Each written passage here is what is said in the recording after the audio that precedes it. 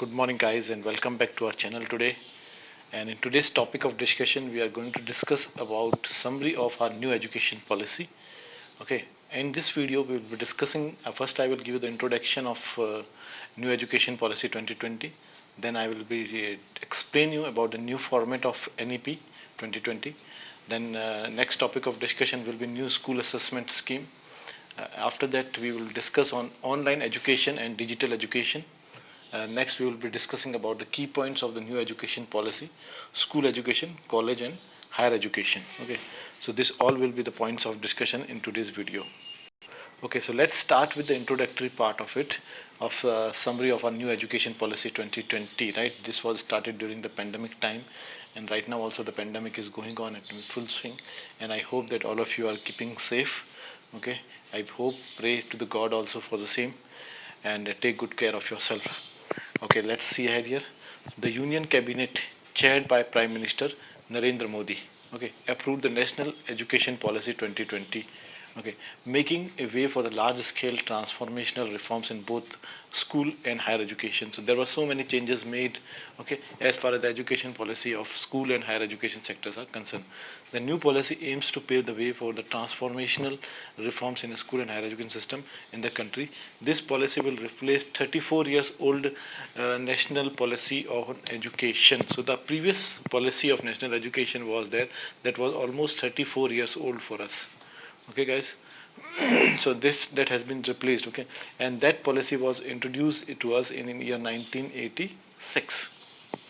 So this is for the first educational policy of the 21st century. Okay, and replaces the 34-year-old national policy on education, NEP 1986. Okay. So built on the foundational pillars of assess equity. Okay, and on what pillars it is made up of? It is made up on the pillars of the assess equity, quality, affordability and accountability. This policy is aligned to 2030 agenda for sustainable development and aims to transform India into a vibrant knowledge. So what is aim? It says to transform the India into a vibrant knowledge society and global knowledge superpower by making both schools and college education more holistic, flexible, multidisciplinary, suited to needs of the 21st century.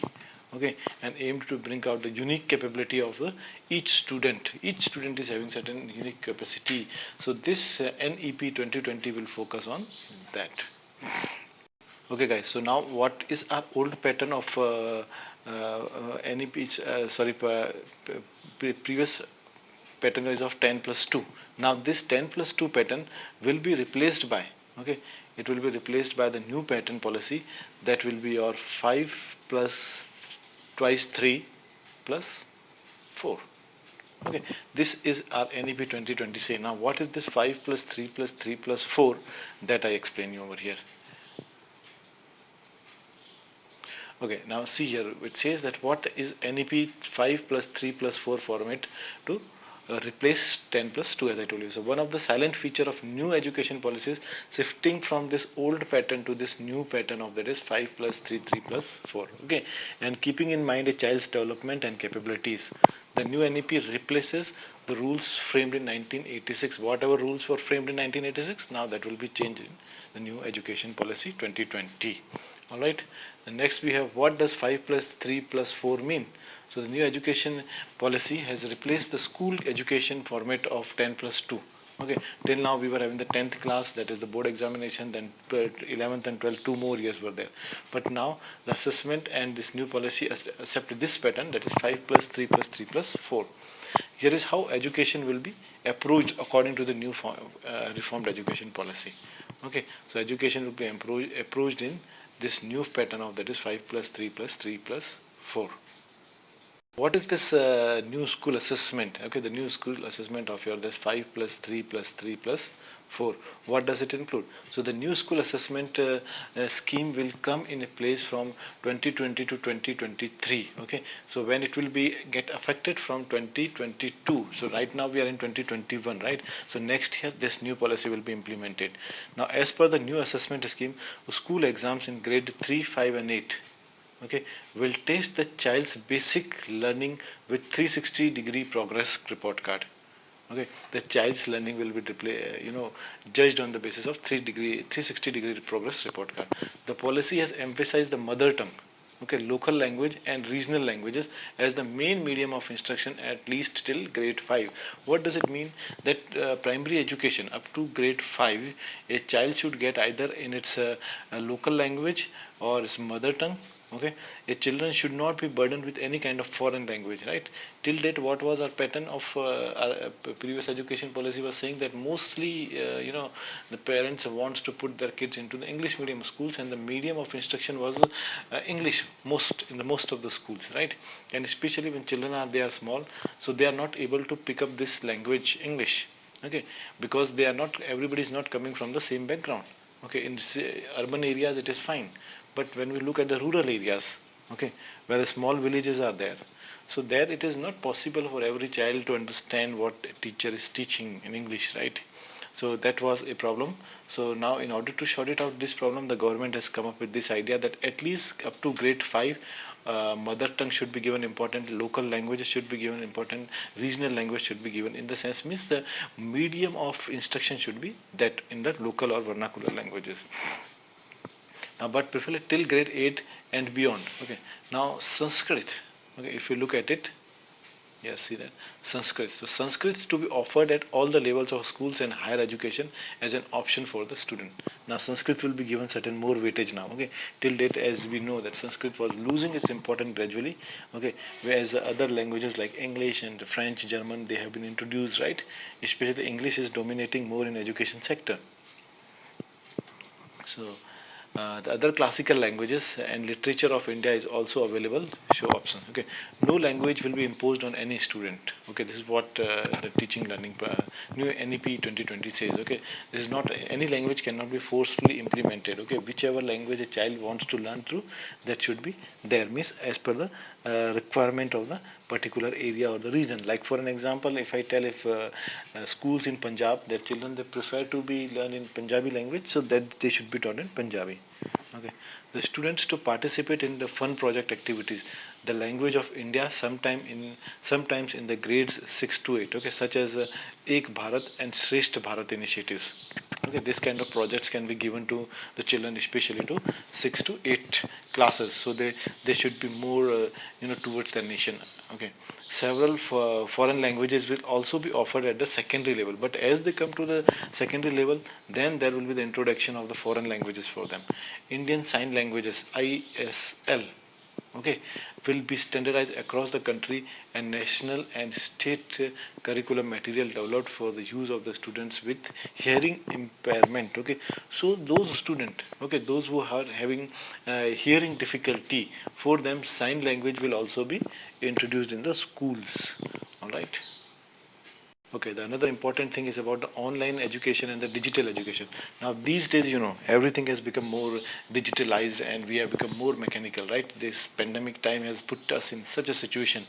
All right, like for example, if you are watching this video also, so right now with the help of technology we are going through that, right? So government is planning to promote this more. So what it says, the NEP 2020 aims at promoting the online education consequent to the recent rise in the epidemics and the pandemics, to ensure the preparedness with alternative modes of quality education whenever and wherever the traditional and in-person modes of education are not possible, has been covered. A dedicated unit to orchestrate, okay, the building of digital infrastructure, digital content. The capacity building will be created in MHRD, that is Ministry of Human Resource and Development, to look after the e-education needs. Okay, so if I try to talk to you in nutshell, in brief, in this very simple language, then what does it NEP is focusing? It is focusing more on promoting the digital education. Okay, or e-education, I can say, electronic education. So it won't be difficult for a child to approach any school. Okay, especially like in the rural areas, sometimes the schools are very far away. All right, maybe the children, they have to travel almost more than 20-25 kilometers also. Okay, and that also on foot. Okay, so if this kind of e-education will be introduced, right, so those who are not able to come to the regular school, at least they will be in the beneficial side to gain the education through e-education. Okay, now we have the key points of our new educational policy. Okay, so first point, it says that the new policy aims for the universalization of the education from preschool to secondary level. Okay, with 100% gross enrollment ratio, that is GER. Okay, in the school education by 2030, means they want 100% gross enrollment by year 2030. This is what one of the key policy of it. Okay, further it says that NEP 2020. Okay, this all points, okay, which we are discussing, this is all about our school level, right? Till school education we are discussing about right now. So NEP 2020 will bring 2 crores out of school children, okay, back into the mainstream through the open schooling system. Means approximately in our country almost 2 crore students are out of the school. Okay, so what the 20 this new policy will focus? The new policy will focus to bring back these students to the school. But how? Okay, with the help of open schooling system. Okay, the children should be given opportunity, because sometime if supposingly that somebody has left the school in 2018 and now this policy will be implemented in 2022, so already the child has wasted 5 years.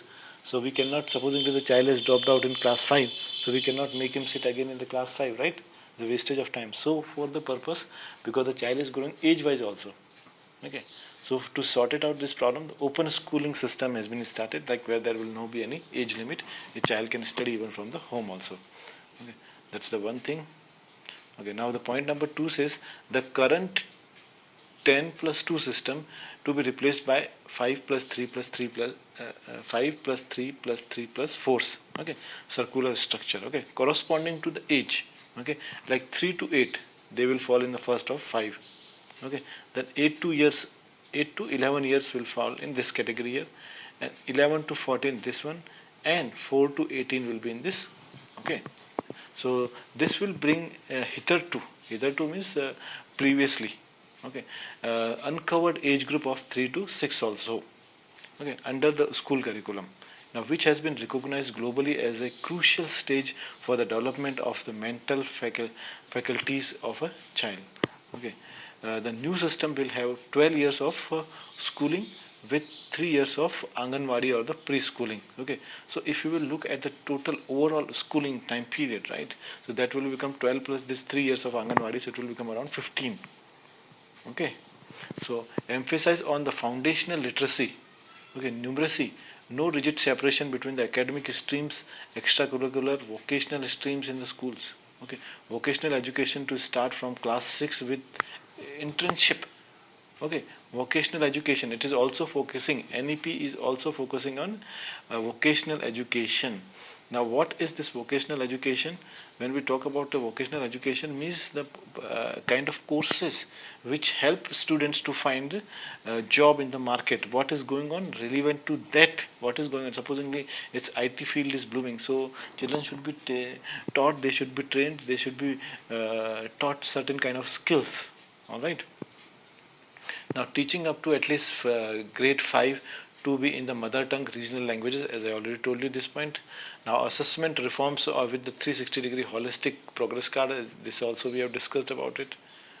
Okay, it means what does it mean if you are not clear? Like, so a child will not only be judged by that how many question answer or mathematics sum he is able to do it, but what is the overall performance of a child in the school. On the basis of that, a child should be judged.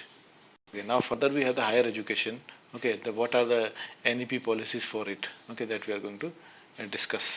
So this says that your gross enrollment ratio in higher education to be raised by 50%. Okay, this is what the government is targeting, that by the year 2035, okay, they want to involve more and more, and all those who are dropouts, so they want them to bring back. Okay, somehow. So this higher education ratio should be at least 50% by 2035. Okay, 3.5 crore seats to be added in the higher education. 3.5 crore new seats will be added. And further it says the policy, what it says, that policy envisage. Okay, what the policy envisages, it means it predict broad-based multidisciplinary holistic undergraduate education with flexible curricula, creative combination of subjects. Okay, here what is the creative combination of the subject? Means a child will be free to study any subject. Like someone has taken in class 12th science stream, a child, and he wants to go for to study literature or Hindi or any languages, so he or she is allowed to do so. A child can with maths can take other subjects like music or something else. Okay, so that is called a creative combination of the subjects should be provided to the children. Okay, multiple entries and exit points should be there. Okay, and the biggest liberty which children are getting in NEP 2020 is that multiple entries and exit points will be there. Now, what are these multiple entry points? Means a child can enter whenever time they want to study any subject. There will not be any kind of a stoppage to the child that no, you cannot study this particular. If it's required, a child is interested to learn something, so he or she should be given entry. And if due to any reason, XYZ reason, if a child wants to give up, he or she can leave. Okay, uh, with the appropriate certification. Okay, the undergraduate can be of 3 to 4 years. If you are doing any undergraduate program, so it should be around 3 to 4 years. Okay, with the multiple exit options and appropriate certification within this period. Okay, further it says that NEP will also introduce the academic bank credit. Like as you have your bank account, okay, whatever money you have, you deposit in that. So this shows that this much amount is there. Supposingly you have like 50,000 rupees in your bank account, so it will display. And in your time of need, you have withdrawn 10,000 rupees. So now what you are left with 40,000 rupees. In the same way, academic bank credit is going to take place. Like somebody has done the first year of the college, and due to any unfavorable circumstances, he or she is not able to do the next 2 years, right? Okay, so that particular student will not be considered as a dropout, because if he wish to come later on, maybe the child wants to come back, okay, after 1 or 2 years and rejoin that. Okay, so he or she can start from that same point again. All right, so this academic bank credit facility will be provided to establish to facilitate the transfer of the credits. Okay, and all the credit points whatever they have done in the previous, that will remain the record of them. Multidisciplinary education and research universities, that is known as called MERUs in short. Okay, as per with the IITs, IIMs to be set up as a model-based multidisciplinary education of the global standards in the country. So MERUs, the government is planning to set up MERUs. Okay, next point is that the National Research Foundation will be created as an apex. Apex means supreme body for fostering a strong research culture and building the research capacity across the higher education. All right. The next is the Higher Education Commission of India, that is HECI, will be set up as a single overreaching umbrella body for entire higher education. All right. So there, what the NEP is planning to have HECI. This is like known as called a Higher Education Commission of India. Okay, and this is known as called an umbrella body. Now, why it has been called as an umbrella body? If I try to explain you in a simple language, like if you see, right, how an umbrella look like. So this, if you see here, this is your umbrella. Okay, it's somewhat it's look like, right? So this is this is the center point. If I show you in another color over here, right? Okay, this is the center point of that umbrella, and this center point connects the whole umbrella, right? So in the same way, this HECI, that Higher Education Commission of India, what this will do, this will control the whole education. So this is known as, this center point is known as called your Higher Education Commission, HECI. Is it clear here? Yeah. So will it be set up as a single overreaching umbrella body of the entire education system? Means whatever higher education will be there, that will be reported at HECI, excluding the medical and legal. Okay, and what is not included in that is medical and legal education. Now HECI to have the 4 independent verticals. Okay, and what are these verticals, that we will discuss now. Okay, so when we are talking about the 4 independent verticals of it, so here we have the first one is your NHERC, that stands for your National Higher Education Regulatory Council, for regulation of it. Okay, next we have GEC. GC stands for your General Educational Council. all right, and this General Education Council for standard settings. Okay, next we have that is your HEGC, that stand for Higher Education Grant Council. Okay, HEGC is for funding. Okay, and next one will be your National Accreditation Council, NEC, for accreditation. Okay, so these are the four independent verticals of Higher Education Commission of India. So public and private higher education institution will be governed by the same set of norms for regulation, accreditation, and the academic standards. Okay, the next further it says for the college purpose that affiliation of the colleges is to be phased out in 15 years. Okay, and a stage-wise mechanism is to be established for granting graded autonomy to colleges. Okay, over some time it is envisaged, okay, that every college would develop into either an autonomous degree granting college or a constituent college of a university. Okay. Next point is an autonomous body, the National Education Technology Forum, that is your NETF. Okay, will be created to provide a platform for the free exchange of ideas on the use of technology, enhanced learning, assessment and planning and administration. So this will be the task of the National Education Technology, NEFT will be there as per the new education policy, and what is the task is to provide the free education, a platform for the free education, free exchange of ideas, okay, on the use of technology, okay, assessment, planning and administration. Next point it says that NEP 2022 emphasizes setting up a gender inclusion fund. Okay, special education zones for the disadvantaged regions and the group. All right, so they are also planning to have gender inclusion funds. They're planning to set up some special educational institution for disadvantaged people. All right.